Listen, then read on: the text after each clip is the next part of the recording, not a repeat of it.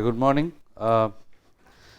We have till now discussed about in the last couple of lectures, we have looked at the different specification algorithms, specification models, and we have seen state charts, we have seen SDL, we have seen synchronous data flow and Kahn data flow model. Now, with all these specifications, if you recall, at the very outset we had shown you a diagram where there are different phases of embedded system design were enunciated, and so we have completed the specification part. Prior to that, we have completed the real time operating system or the operating system part. The hardware part has also been completed. Now, with these specifications, now we have to come to the real design phase. Now, the real design phase for an embedded system will consist of, I can call it a design, or sometimes we call it application mapping. The reason why we call it application mapping will be evident soon.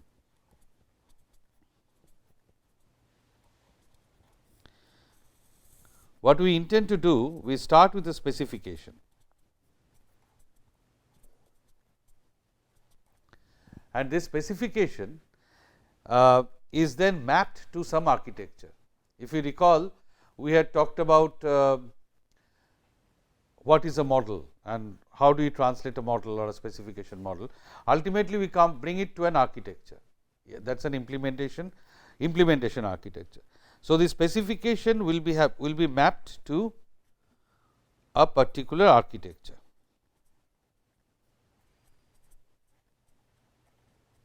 And this specification is that of an application. For an embedded system, we have got an application in mind, and for that particular application we come to an architecture. Now, this architecture can be provided by the user, can be specified by as a design requirement maybe, or let me call it a design preference. It may be a design preference that I will have 2 processors, okay, or a single processor, whatever. Now, based on that, this architecture actually consists of some hardware parts and some software parts. Now, there can be a situation where the architecture is not specified. You have to find out the architecture. So, then you have to decide on which one will be the hardware, which one will be which functionalities will be implemented in software and which functionalities will be done in hardware.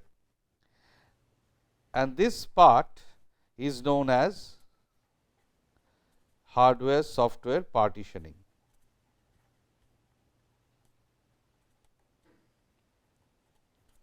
That means, we decide on which are the tasks that will be implemented using hardware and which are the tasks that will be implemented in software.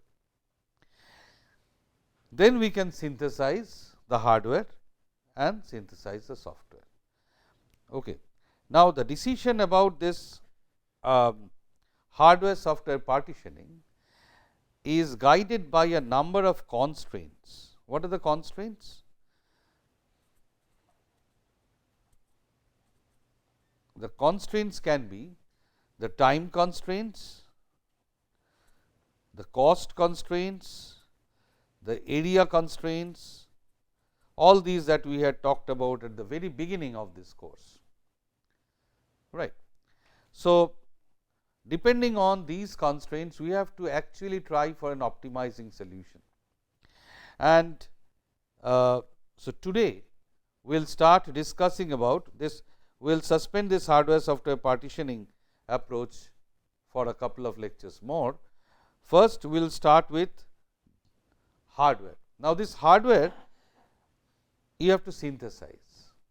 Sometimes it may be that you are given some ASICs and you have to implement within those ASICs, but sometimes you will be requiring to design an ASICs. For example, you have come to an architecture and then you decide that okay, this architecture will be broken down into say task A, B, C will be done on hardware and D, E will be done on software. Okay, you decide that. Then this A, B, C, the D, E which is being done in software will go to the processor, right. Processor will implement the software, but for the hardware part you will have to synthesize the hardware. That is what we call a high level synthesis, where we synthesize the hardware. Okay. Now, when we do high level, so today we will first start discussing about this high level synthesis, how we do that. I mean, whenever you do a course on electronic design automation, then you will have more details of this high level synthesis. In the core embedded system course, it is only a part of this course. So, we will not go to that detail, but I will try to expose you to some of the nuances of this high level synthesis. Okay. So, in high level synthesis,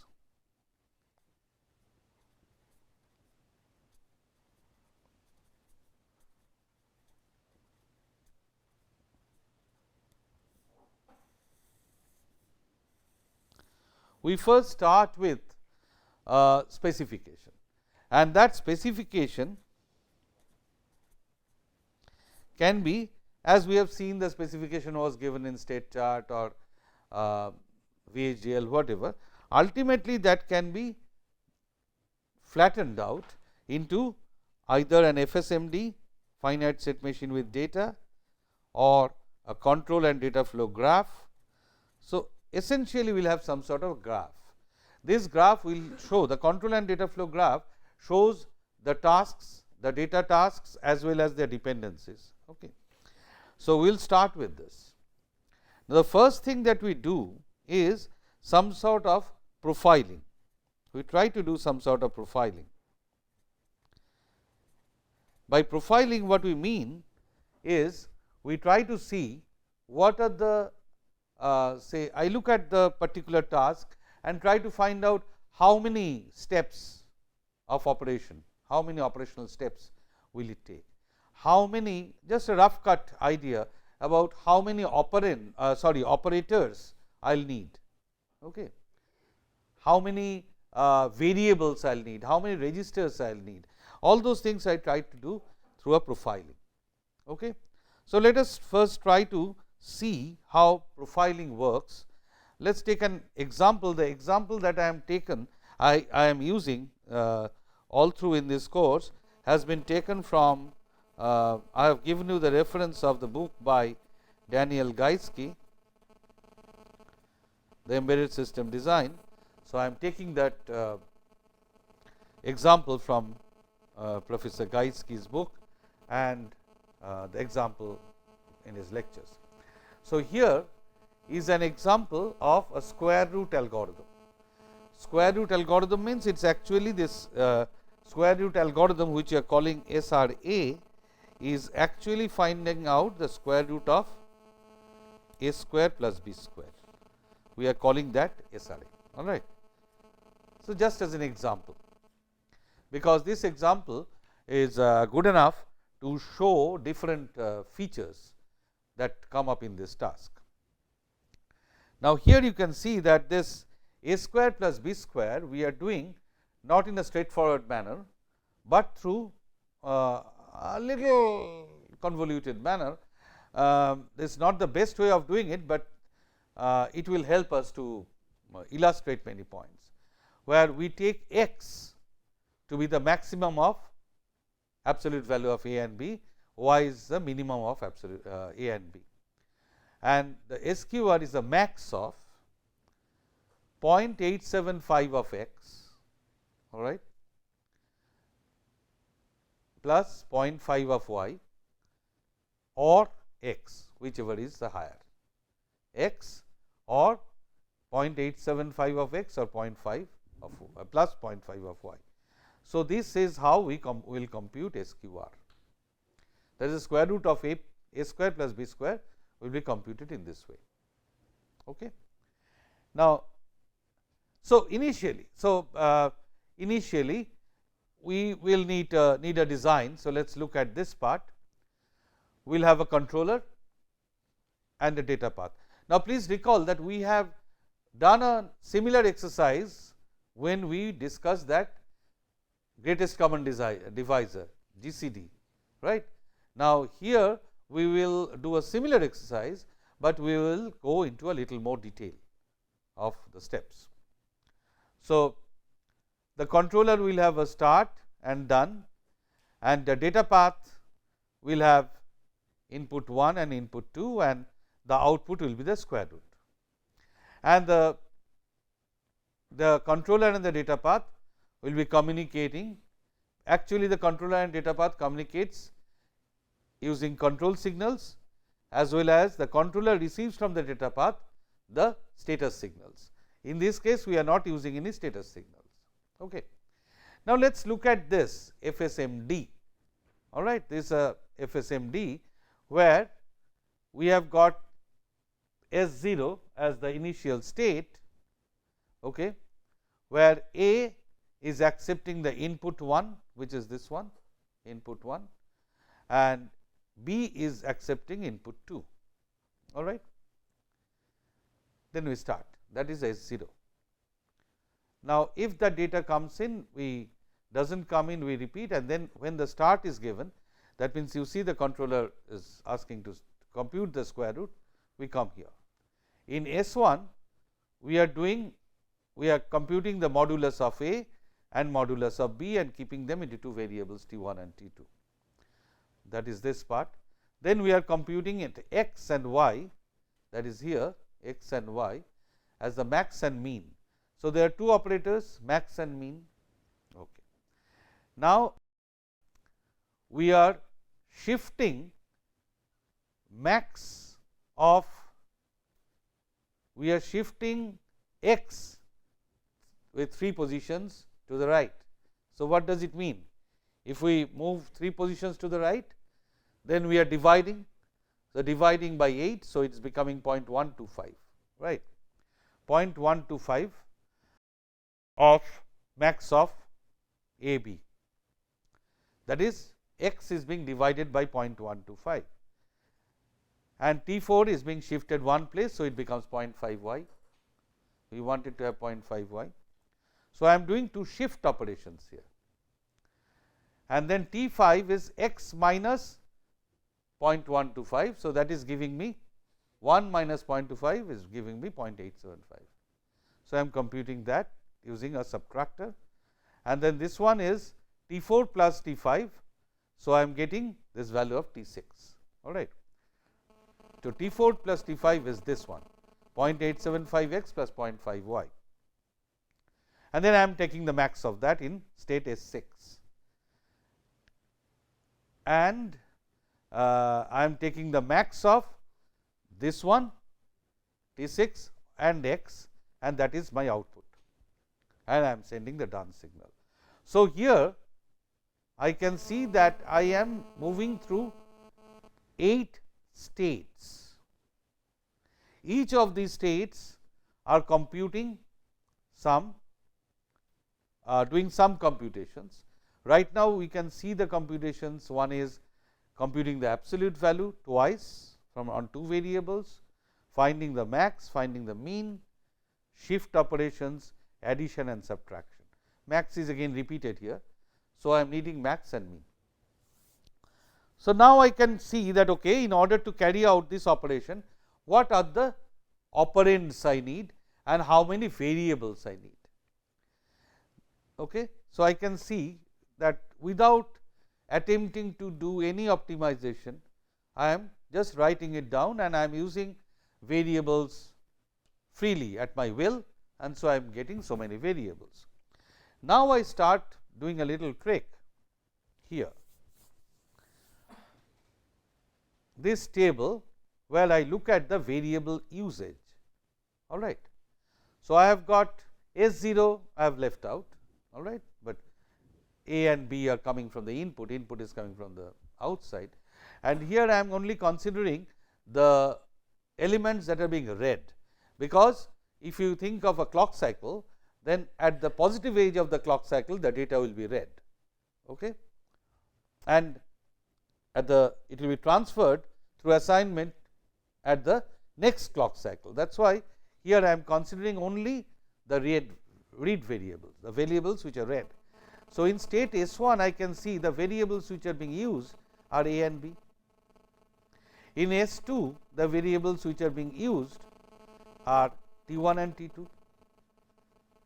Now, what are these max and mean? These are the operators, the functional units on which T1 and T2 will be served as the input, and max and mean will do the computation. Okay. So, here we can see that T1 and T2 in state S2. Similarly, if you work out, you see in state S3 we have got just the variables. Which are the variables? X and Y.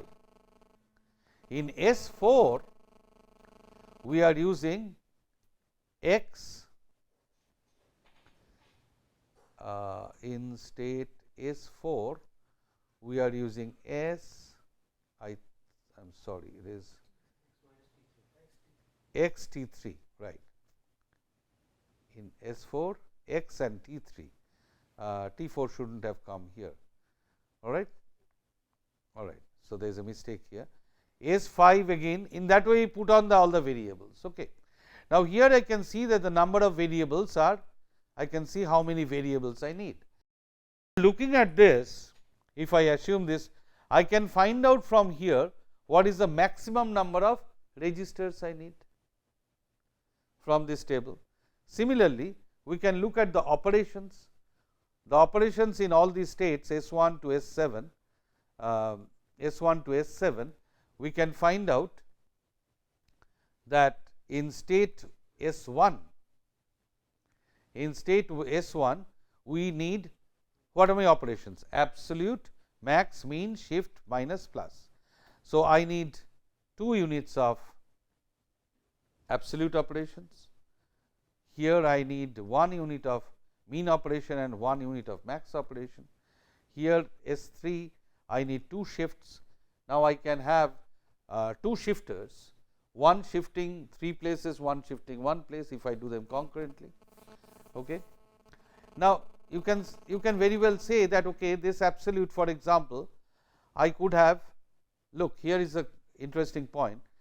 I need 2 absolute computations, right. Now, you could have said that okay, I will do with 1 absolute computation. So, in that case I could have saved on the cost of the absolute computation, but this state had to be broken down into 2 states. Thereby, I would have increased the time that would be spent for computation. All right. Therefore, I am not doing any optimization right now. So, there are 2. In that way, this chart will tell me how many operations are in use, and whether I can, suppose I select an ALU. In that case, all these I can do with an ALU straightway. All right. So, in that case, the number of operations will decrease. So, here I do the preliminary profiling that I was talking about. Once I do the profiling, so that gives me an idea of what are the operators I need and what are the variables I may need. Next, I proceed. I will do some data path synthesis now from this point. For the data path synthesis, I will do a couple of things. One is, I have seen what are the variables used. Now, I may not need so many variables. There is one thing known as the lifetime of the variables. Okay.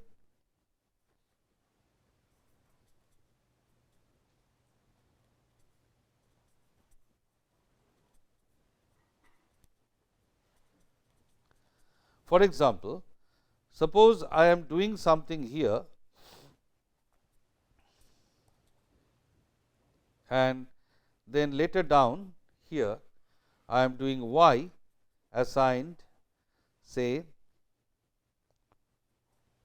x plus a plus c. All right. Suppose I want to do. Now, at this point I have got a variable a and a variable b and a variable x. All these are needed at this point. A and b are being added and that is being stored in x.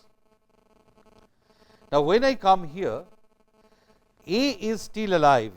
Suppose B is not needed anywhere here. At this point, I have got my x. So, I can take this x straight away. This A is still live because I am needing this A here. So, I can take this A here, but B is no longer needed because the computation of B is over.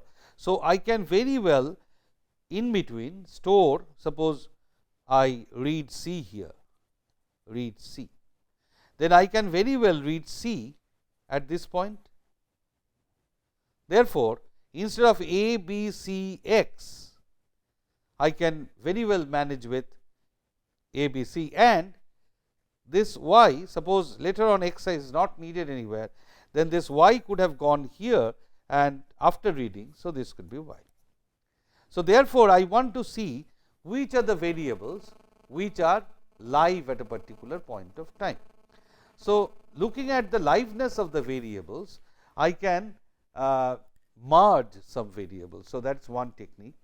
In a similar way, we can merge two functional units. For example, suppose I have got in a data flow graph, I have got some graph like this.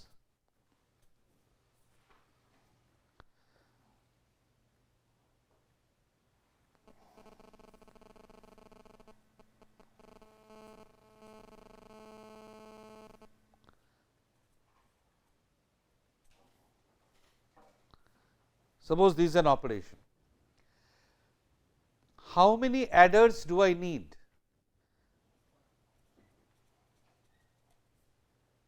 How many adders? Only one would suffice, because this one and this one, these additions are not being done at the same time. Therefore, I can very well merge these functional units, but that would not have been possible if my operation was something like this.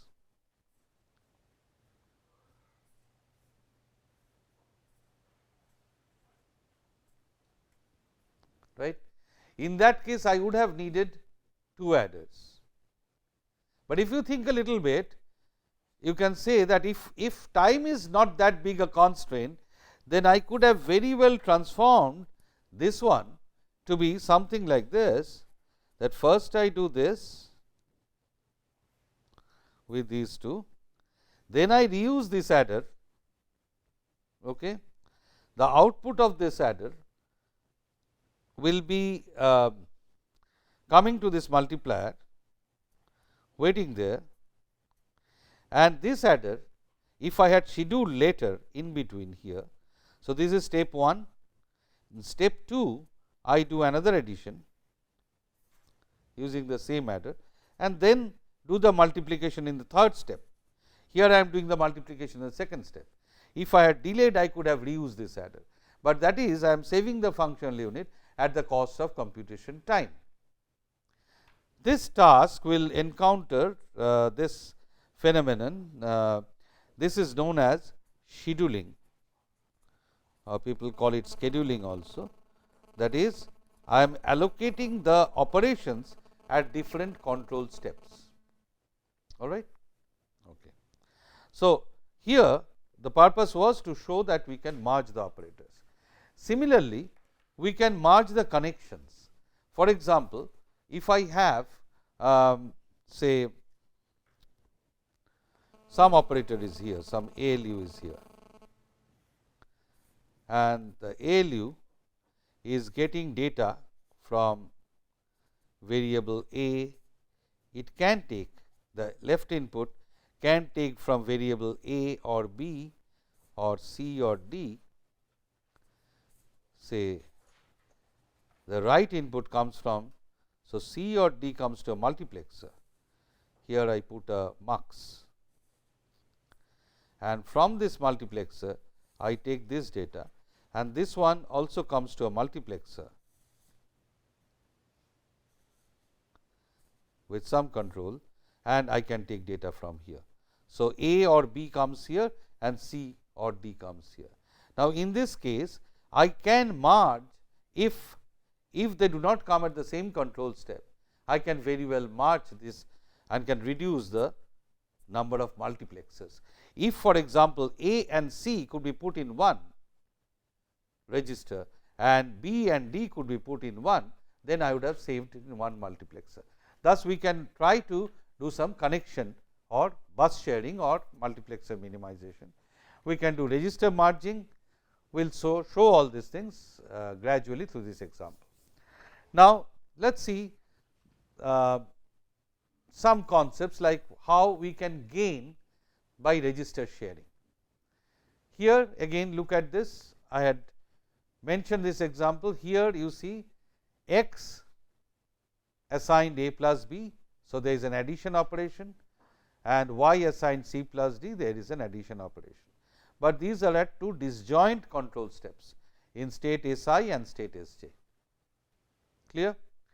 So, now I have got 4 variables a, b, c, d, and there are 4 registers. Just the example that I was drawing here, that is being shown here, the example that I was showing here, the same thing is being shown here, that there are 2 multiplexers, all right, and this one is taking either A, because either at this point this adder, here I am using, please note, I am using one adder.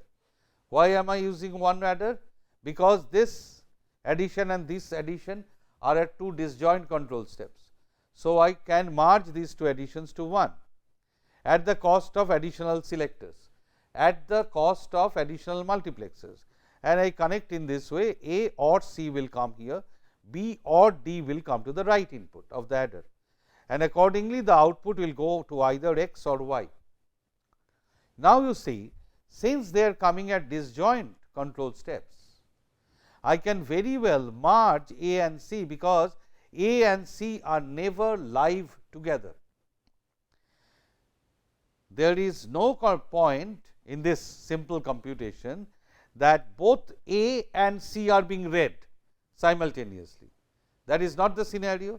Therefore, since they are being done at disjoint times, let me take A and C and merge them into one register. Similarly, B and D I merge to one register. Therefore, I still have this selector, there are 2 selectors at this level, and similarly X and Y, X is not being used here. So, X and Y are being merged and kept in here.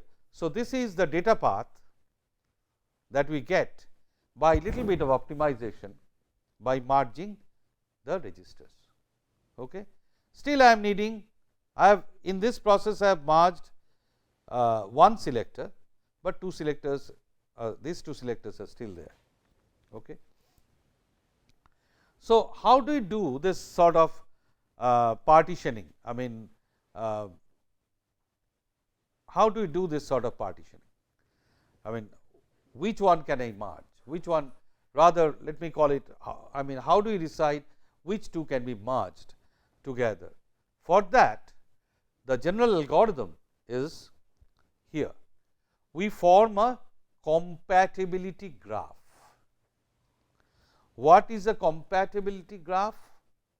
A compatibility graph, as you all know, that the nodes, a graph consists of nodes and edges, and say 2 operations,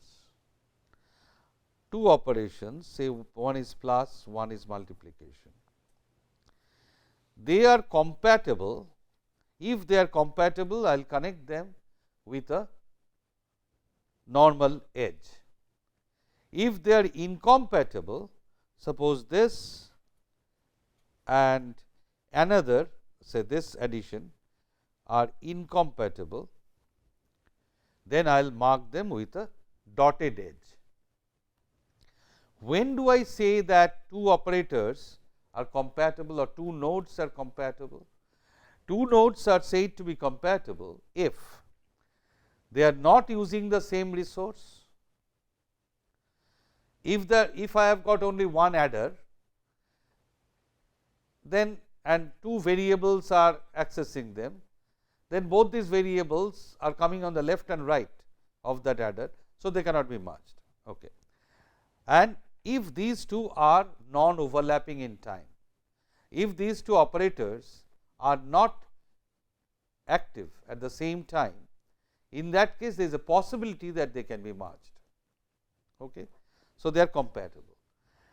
Non-compatible means that they are overlapping in time, at the same time the addition and multiplication are being done. Suppose I have decided in my schedule that I will do the multiplication here and the addition here. So, in that case I cannot have them done through a same ALU, say here I am doing some division. So, I cannot do these two, will not be compatible if I share the same ALU for them, right. They are overlapped in time. Okay. And besides there will be some priority which we will see in the algorithm. We will merge the highest priority nodes, we will show that and update the compatibility graph and see if the compatibility, if all nodes are now incompatible. I have already covered all the compatible nodes. In that case we stop. So, let us show it with an example. It will be difficult to complete this in today's lecture, but let me proceed. So, here for this our example, this is the compatibility graph. Do not bother about these numbers on the edges right now, do not bother about them. Just think of the edges, dotted edges and bold edges. Just let us look at that. Okay. So, here you see A and B, they are obviously incompatible. Why? A and B are being used at the same step. They are being used at the same step, therefore, they cannot be merged together. All right.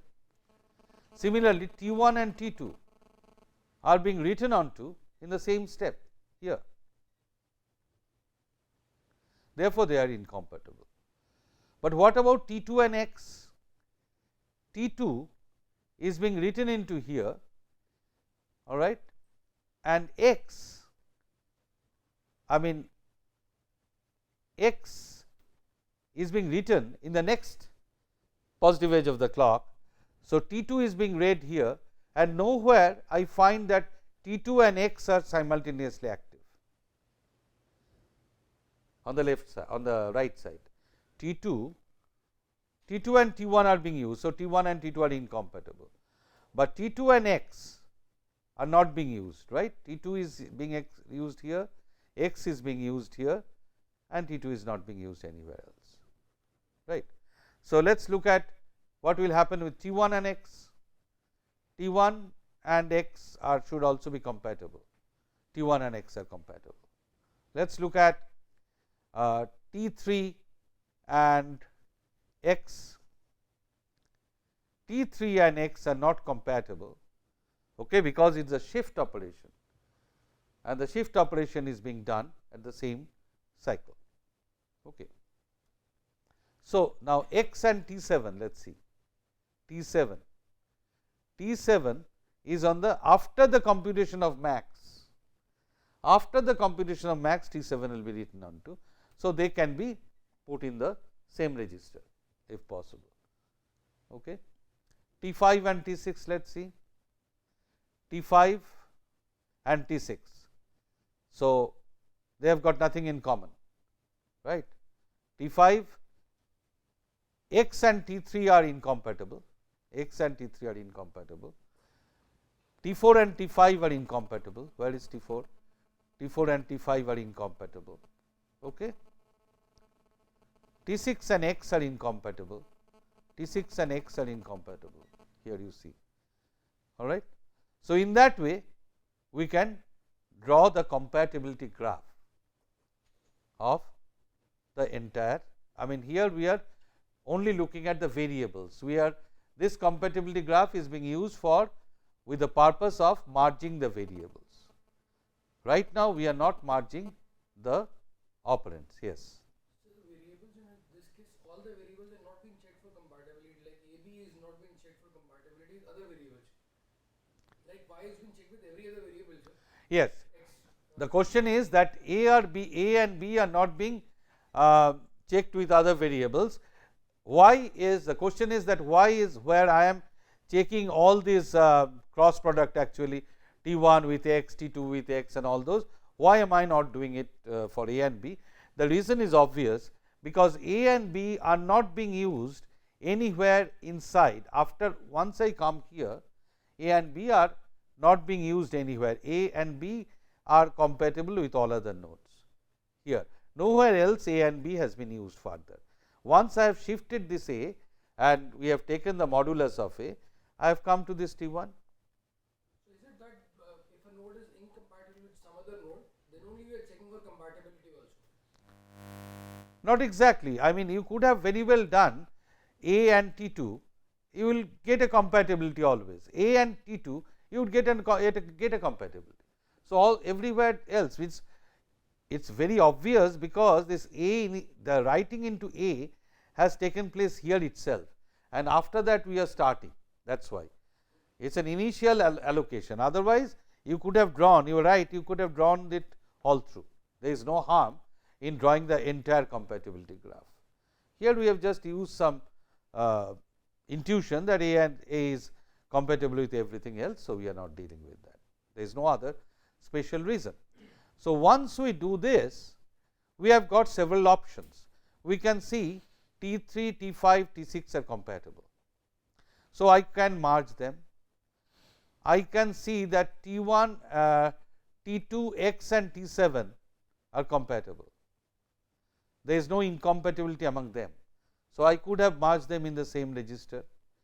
I could have merged T1 and X. So, which one to select? For that, I may like to adopt some optimization. I might like to take some cost functions into consideration, but right now I am not doing it. Right now I am arbitrarily, say I am making a choice. It is also not very arbitrary. I will tell you why. Suppose I am merging this T3, T5, T6. Now, at this point, if I merge them, so I get this. Now, once I merge them, you see the compatibility relation of this cluster. This is a complete cluster. Now, T6 is compatible with T1. So, where is T6? T6 to chala hai, T6 and T1. So, this entire cluster is now compatible with T1. You see, T6 was compatible with T1. So, I have T1, this is entirely there. Now, I just come to this weights on these edges. What are these weights on these edges? When I show that between T1 and T6, this edge T1 and T6 is 1/0. That means, how many sources and destinations are they sharing? That means, I have got one node here, say T6, and there is another node here, maybe T1, and I am putting a compatibility edge. I have done that only for the compatibility edges, not for the incompatible edges. I say how many shared sources, how many shared destinations. Let us have a look at this. T6 and T1. Where is T6? T6 has an input T4, all right, and T5. T4 and T5 are inputs to T6, and T1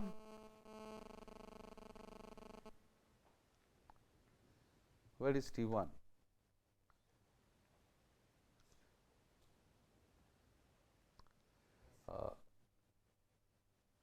T1 and T6. T1 is taking input from mod of A, and T1 is, oh sorry, I am sorry. T1 is sharing, is serving as a source to this. Okay.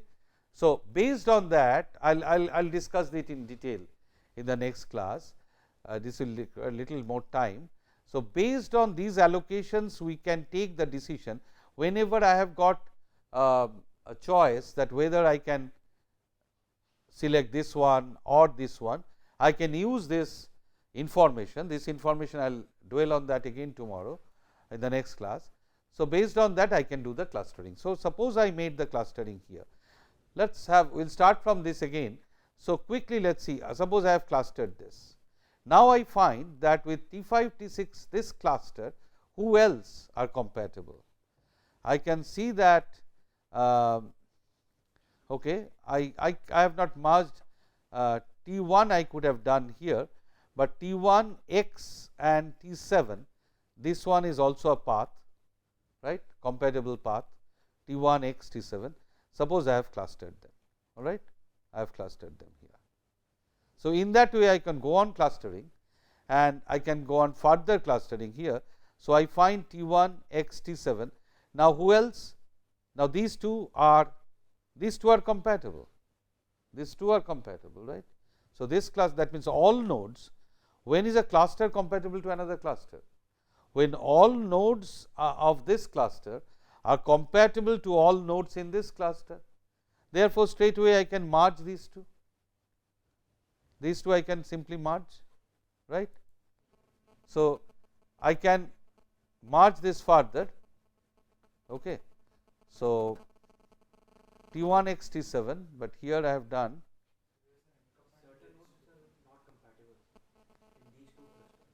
in these two class, no, here, oh here I am sorry, here I am sorry, there is a dotted line, I am sorry, you are absolutely right. So, I can't merge them, there is a dotted line, there are some edges which are incompatible, therefore, I could not merge them. So, this one is one, this one is another. Now, these are all incompatible. Now, A and B are independent, they are compatible with everything. So, I can randomly take A here and can take B here. I could have done it the other way, I could have taken B here and A here. So, ultimately, when I do this clustering, then I am left with 3 clusters, T4, this cluster and this cluster. Accordingly, I can allocate 3 registers only instead of so many registers. R1 will be A, R1 will take care of the variables A, T1, x and T7, R2 will take care of these variables B, T2, y, T3, T5, T6 and R3 will be T4 because that is not compatible with anything. That is not compatible with anything means that there must be some time sharing among these variables or resource sharing, all right. So, based on that we will come back to this in the next class and we will see how we can utilize this compatibility nodes further, and I will also explain in detail this sharing the values associated with the edges in the next class.